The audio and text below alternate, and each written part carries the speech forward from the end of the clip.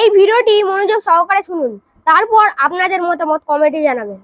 একবার জেনা করেছো, তোমার কাঁধের উপরে 100 বেত্রাঘাতের শাস্তি ঝুলে আছে এখনো, এবং 1 বছরের নির্বাসন তোমার জন্য ঝুলে আছে।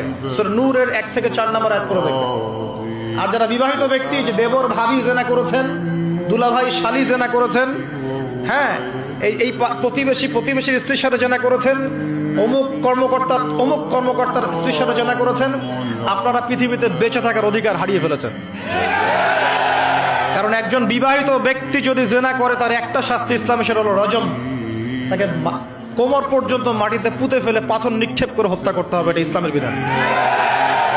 এই বিধান এখন চালু করা যাবে না।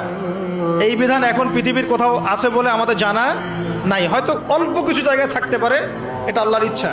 বেশিরভাগ জায়গায় এইসব বিধান নাই, কিন্তু আল্লাহ পাকের আসমানে এই বিধান আছে। জমিনে এইসব বিধান নাই ঠিকই, বাট আল্লাহ পাকের আসমানে এই বিধান আছে। মৃত্যু হয়ে গেলেই শাস্তি ভোগ করবে যদি তওবা না করে মারা যায়। আপনার মতামত, আপনার লাইক, আপনার শেয়ার আমাদের কাছে খুবই গুরুত্বপূর্ণ। তাই সঙ্গে থাকুন, সাথে থাকুন, পাশে থাকুন।